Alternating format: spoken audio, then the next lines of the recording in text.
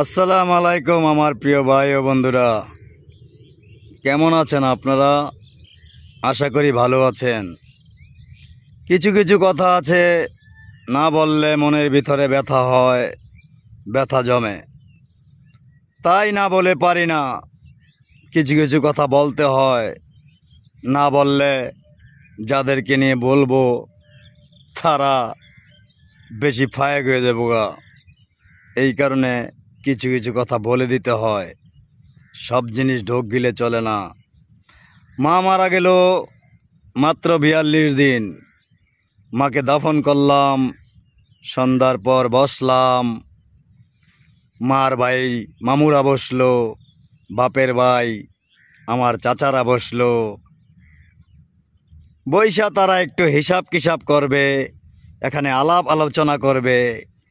হঠাৎ করে বাপের ভাই চাচাই বলল মার ভাইকে, মানে আমার মামুকে, বিয়াই বাতিজারে বইলা যান, সে যেন আমার কথা শুইনা চললেই চলবো, সে যেন আমার কথা শুইনা চলে, তাইলেই আমি খুশি।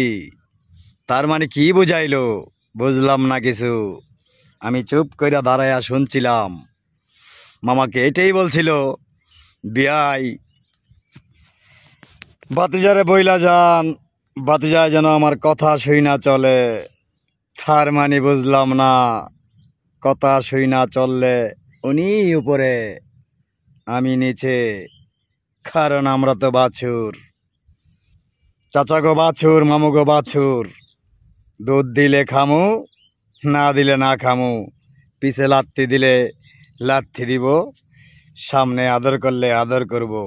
কিন্তু চাচাই বুঝলো না, যে বলল না যে বিয়াই ভাতিজার মা বাবা নাই দেখে গিয়েছে, আমরা তো আছি, আপনি চিন্তা করবেন না। আপনি থাকেন এক এলাকায়, আর ভাতিজারা থাকে আমার সাথে।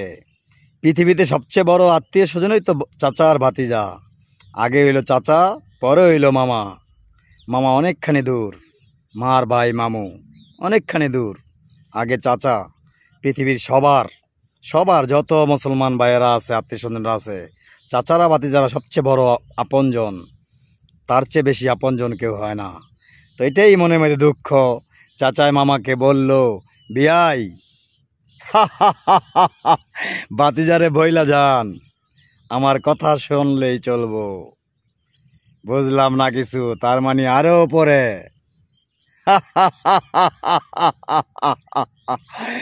দুঃখ এই মনের মাঠে, দুঃখ।